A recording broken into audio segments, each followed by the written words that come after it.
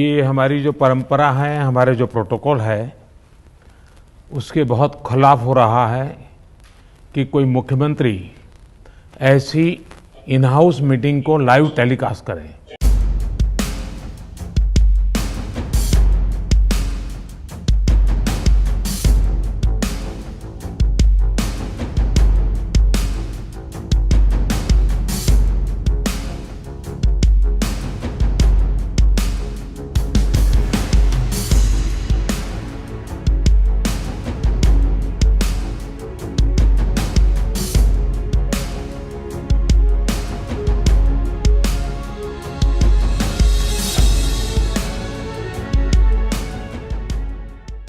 मेरा विश्वास है देश में अगर कोरोना के खिलाफ एक नेशनल प्लान होगा तो हम सभी राज्य सरकारें और केंद्र सरकार मिलके इस दिशा में काम करेंगे। सर, कोरोना की वजह से दिवंगत आत्माओं को शांति मिले। हाँ जी सर।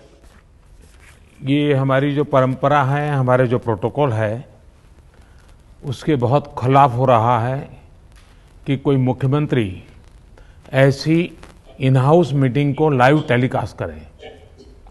ये उचित नहीं है। ये हमने हमेशा संयम पालन करना चाहिए। ठीक है सर, इसका ध्यान रखेंगे आगे से।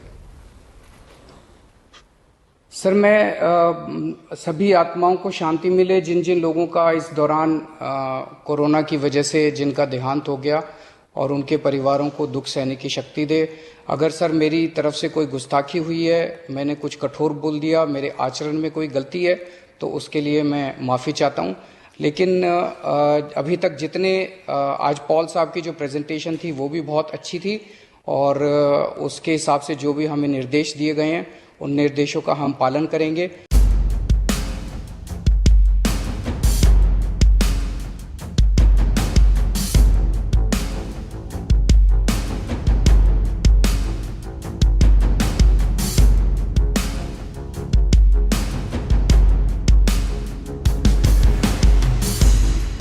इस वक्त दिल्ली के अंदर बहुत बड़ा ऑक्सीजन का क्राइसिस चल रहा है जिसमें आपकी मदद चाहिए।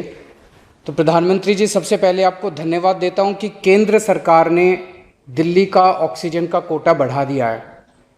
लेकिन सर, मैं आपसे हाथ जोड़ के प्रार्थना करता हूं कि इस बढ़े हुए ऑक्सीजन के कोटे को दिल्ली तक पहुंचाने में हमारी मदद करें।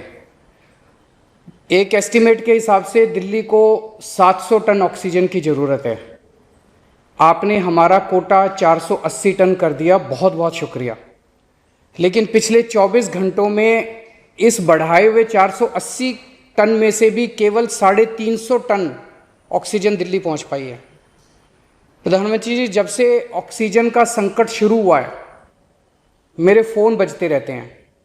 कभी कोई अस्पताल कहता है कि 3 घंटे की ऑक्सीजन बची है, कभी कोई अस्पताल कहता है कि 2 घंटे की ऑक्सीजन बची है। हम कारण जानने की कोशिश करते हैं तो पता चलता है कि पीछे किसी राज्य ने दिल्ली के लिए ऑक्सीजन लाने वाले ट्रक को रोक रखा है। हमने मदद के लिए केंद्र सरकार में कुछ मंत्रियों को फ़ोन किए।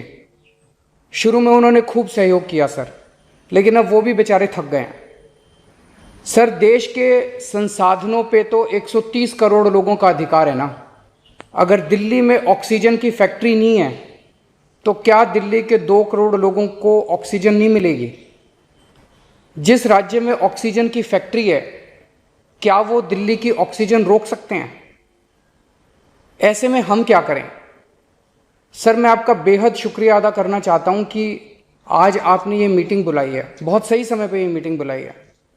पर सर, मैं आज ये जानना चाहता हूं कि अगर आज या कल या किसी भी टाइम हमारे दिल्ली के किसी अस्पताल में अगर 1 घंटे की, आधे घंटे की, 2 घंटे की ऑक्सीजन बच जाए और लोगों की मरने की नौबत आ जाए, तो मैं फ़ोन उठा के केंद्र सरकार में किससे बात करूं?